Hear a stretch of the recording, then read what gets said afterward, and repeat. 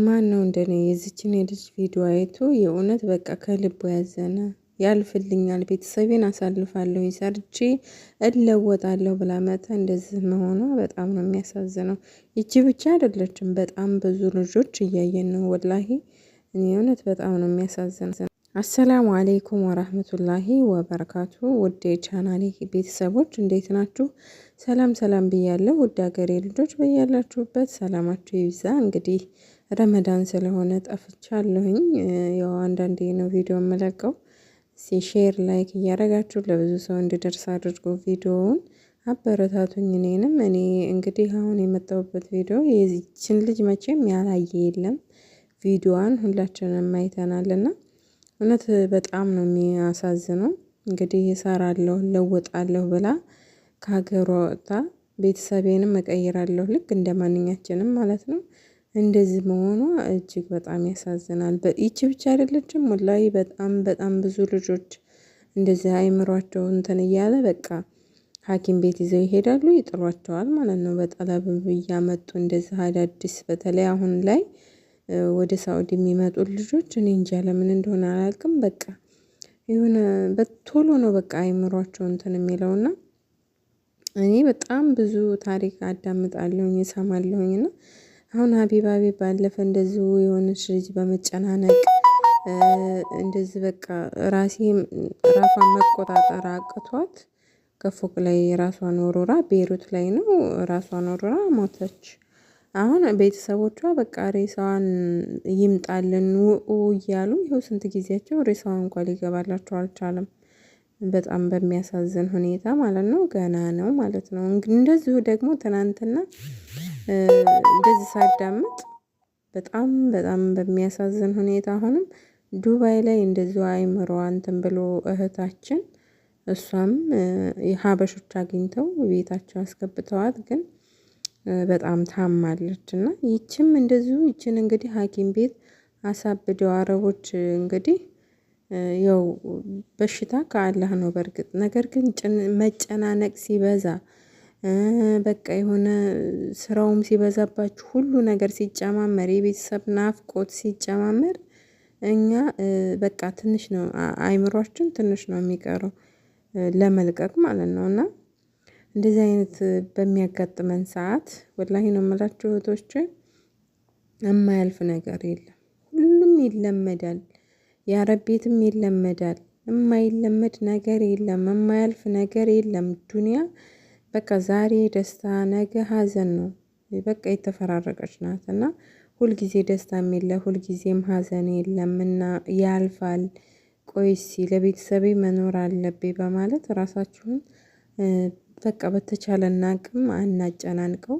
እንደዚህ ደግሞ በጣም አስከፊ ደረጃ ከደረሳችሁ ማለት በጣም የሚያጨናንቅ እንዲሁም ደግሞ አንዳንዶች የመደፈር ራሱ ይደርስባቸዋል በየአረብ ቤት እና እንደዚህ አይነት አደጋ ሲያጋጥማችሁ ቶሎ ብላችሁ ፖሊስ ጋር ሄዱ።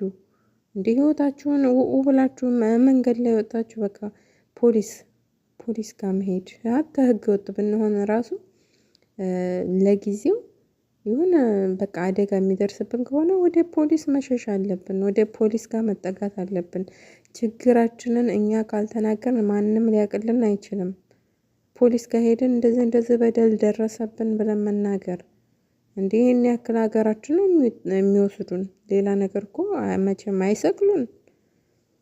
ምንም አላጠፋንም። ሰርቶ ለመለወጥ ነው። እኛ ሰው አልገደልን። ይህን ያክል ምንም እንትን የሚያስፈራን ነገር የለም። እኔ አሁን በፊት አዲስ እንደመጣው በቃ ፖሊስ እንዴት እንደምፈራ ምንም ብሆን ዘልዝለው ቢበሉኝ ራሱ ወደ ፖሊስ አልሄድም። አሁን ላይ ግን እንደው ጫፌን የሚነካኝ ሰው ሮጬ ፖሊስ ጋር ነው የሚሄደው።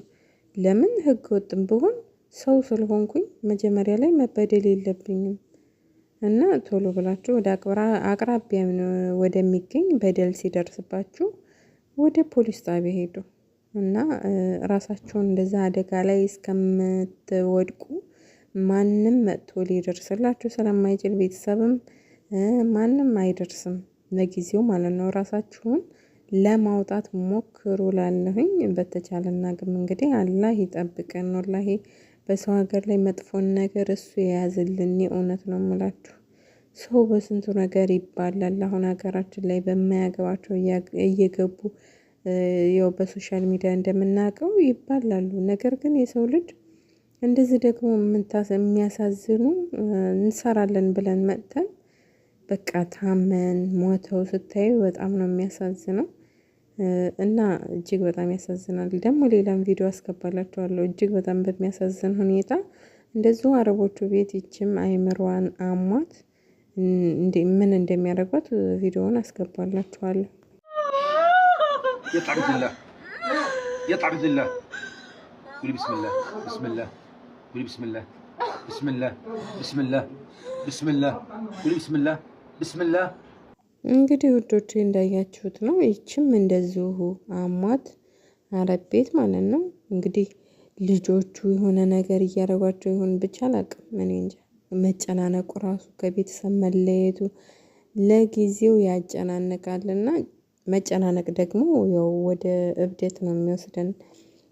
በዛ ላይ ደግሞ የአረቦቹ ጩኸት አለ፣ የልጆቹ ጩኸት አለ።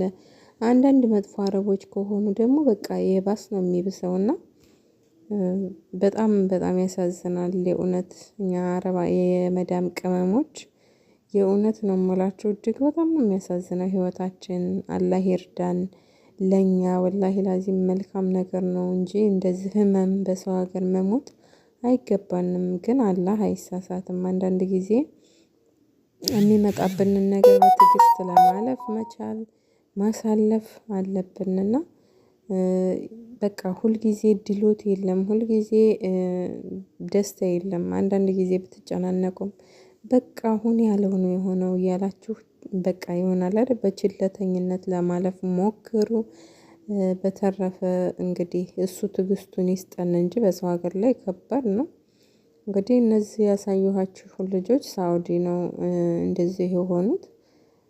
አረቦቹ እያሳበዱ ያው አንዷን ሐኪም ቤት አንዷን እንደዚሁ በቃ በየኤጀንሲያቸው ይመልሷቸዋል። እና በቃ በጣም ያሳዝናል። ብቻ ያሳዝናል። ከሀገራቸው ሲወጡ ደህና ሆነው በቃ እንሰራለን፣ እንለወጣለን፣ ቤተሰባችንን እናሳልፍላቸዋለን ብለው ወጥተው እንደዚህ ሲሆኑ እጅግ በጣም ያሳዝናል። ብቻ አላህ ይርዳን። ሁላችንም እውነት ለመናገር ራሳችንን መጠበቅ አለብን። በአረብ ቤት ስንኖር ያው ትክክል ነው፣ አላህ አለን፣ እውነት ነው፣ ፈጣሪ ከሁሉም በላይ ነው። ነገር ግን ራሳችንን በዱንያ ላይ ስንኖር ደግሞ ራሳችንን መጠበቅ አለብን። ይሄ ግድ ነው። ራሳችሁን ጠብቁ እላለሁ። በተቻላችሁ አቅም ራሳችሁን ለማውጣት ከመጥፎ ነገር በተቻላችሁ አቅም ጣሩ።